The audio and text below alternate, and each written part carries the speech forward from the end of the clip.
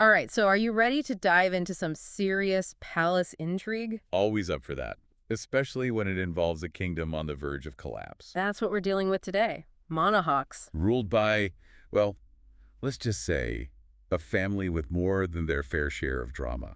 The Aricas. Talk about your dysfunctional dynasties. Exactly.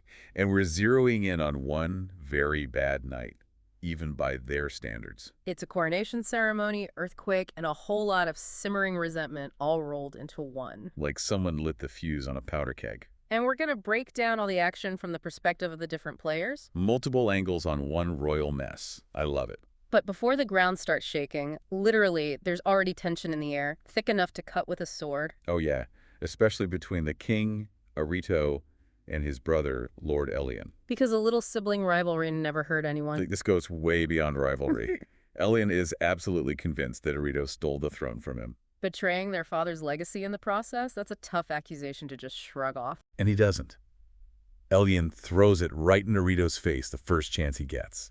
Setting the tone for, I'm guessing, a very awkward family dinner. More like a showdown waiting to happen.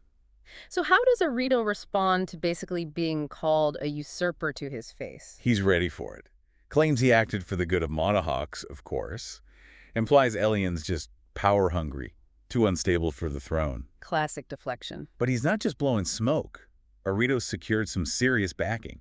The Champions Council, for one. Those are the king's advisors, right? The ones who actually call the shots. They're supposed to be impartial, but let's just say Arito knows how to work the system.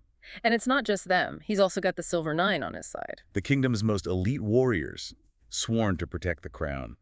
That's a powerful endorsement. And then there's the Gold Marauders. Don't forget them. They might not be as noble as the Silver Nine, but they're a force to be reckoned with.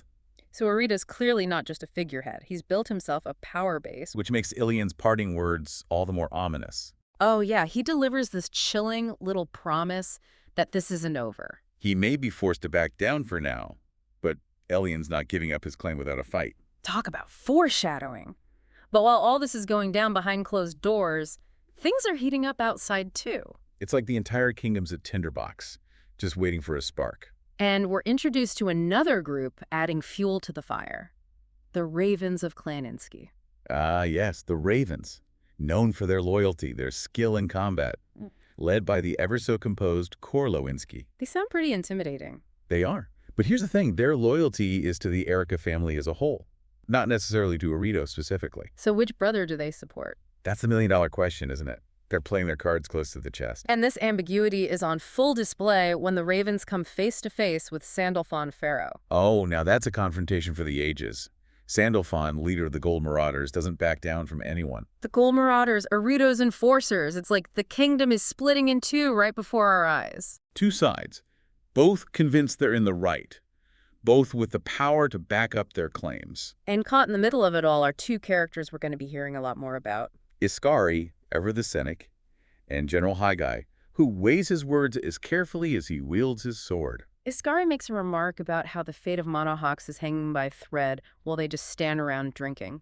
He's prone to exaggeration, but even Iskari can't mask the tension in the air. This isn't just gossip anymore. And Haggai makes an interesting observation. He says his loyalty is to Monohox, not to any particular ruler. Now that is a loaded statement, almost like he's saying he's open to persuasion if the situation calls for it. So we've got a kingdom divided. A king who might not be as secure in his power as he appears, and a whole lot of unanswered questions. And this is just the calm before the storm, trust me.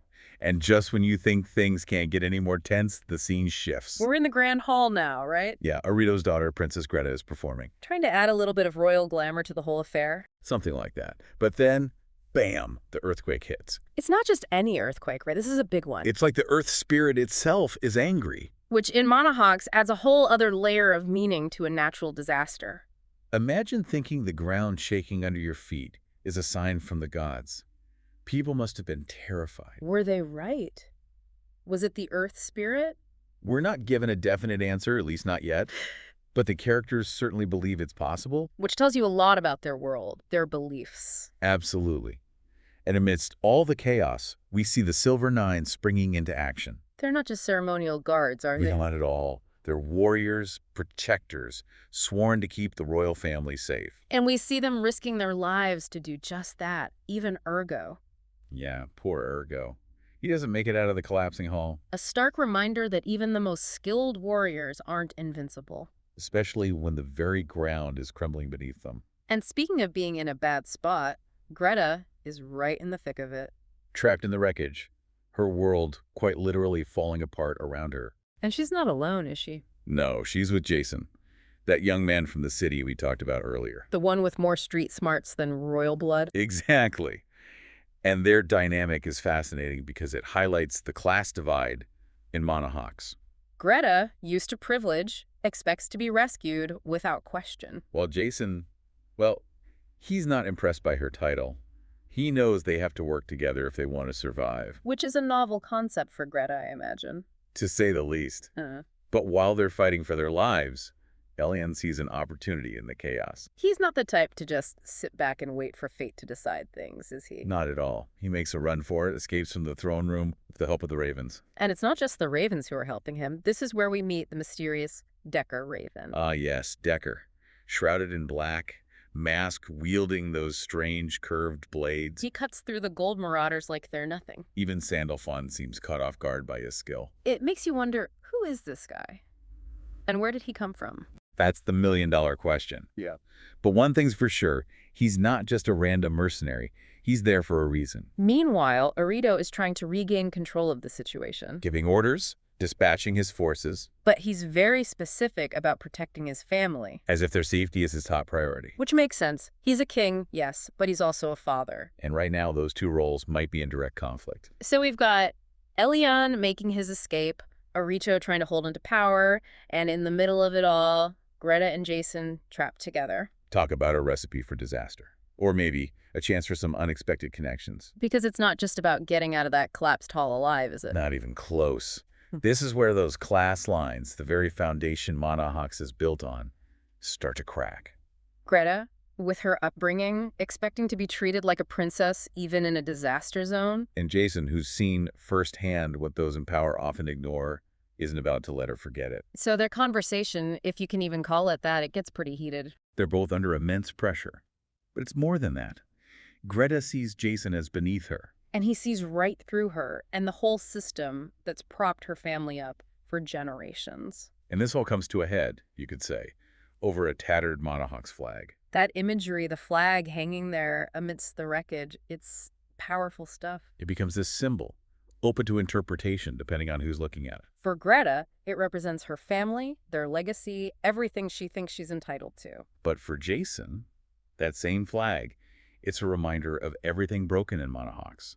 The promise is not kept, the people forgotten. So you've got these two characters trapped together, debating the meaning of a tattered flag while their world crumbles around them. It's a microcosm of the entire conflict, isn't it? Exactly. And it highlights the central question that hangs over this entire night, and probably the whole kingdom of Monohox. Can a system built on such shaky foundations ever hope to stand the test of time?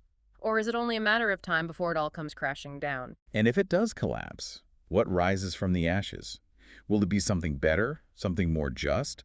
Or will it be more of the same, just with new faces in charge? These are questions that I suspect we'll be grappling with as this story unfolds. We've got Arito, desperate to hold on to power, but at what cost? And Elyan, driven by vengeance, willing to make dangerous alliances to claim what he believes is rightfully his.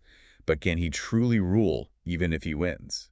And then there's Gretta and Jaysen, thrown together by fate, forced to confront their own biases and assumptions. Their paths are uncertain, but one thing's for sure, they're both changed by this night. Their experiences, their choices, they'll reverberate throughout Monohox. And who knows, they might just be the ones to reshape the kingdom's destiny. This deep dive, it's just the beginning. We've only scratched the surface of this world, this family, this conflict that's been brewing for generations. And I have a feeling as we delve deeper into the story of Monohox, things are only going to get more intense. So buckle up, listeners. It's going to be a wild ride.